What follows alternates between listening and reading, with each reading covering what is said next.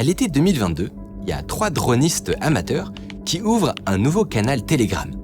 Dessus, ils publient une preuve de concept de la fabrication de drones suicides. Pas des gros drones militaires classiques, faits pour porter des armes ou des caméras de surveillance, mais des tout petits engins avec explosifs les moins chers possibles, dont l'unique objectif est d'aller s'auto-détruire sur leur cible. Mais nos 3 dronistes ne s'arrêtent pas là.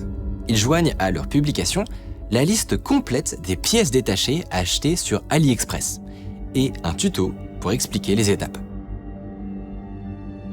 Ce simple tuto va créer un engouement qui dépasse tout ce qu'ils avaient imaginé.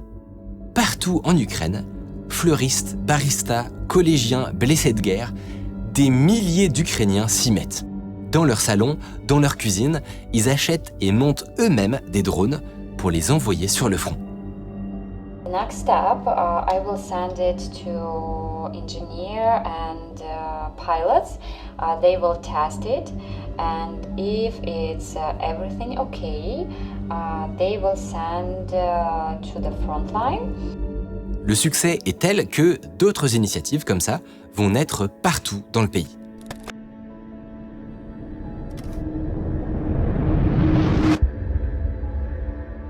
Au bout de 3 ans de guerre, les Ukrainiens ont multiplié par 10 leur production et atteignent le chiffre complètement fou de 200 000 drones produits par mois. Ils sont devenus le plus gros producteur de drones au monde.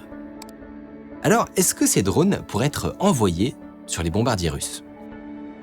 À première vue, ça paraît quand même très compliqué. Parce que les défenses des bases aériennes russes, ça n'est pas seulement des barbelés et des soldats qui patrouillent. C'est aussi des radars qui vont repérer dans un rayon de 25 km tout ce qui fait plus de 50 cm de large.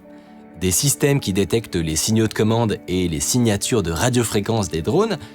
Et puis, en offensif, des missiles air-sol, des canons anti-aériens et des mitrailleuses. Bref, ce sont des forteresses. Le seul moyen de percer ces défenses, ce serait d'avoir des drones plus rapides et plus puissants.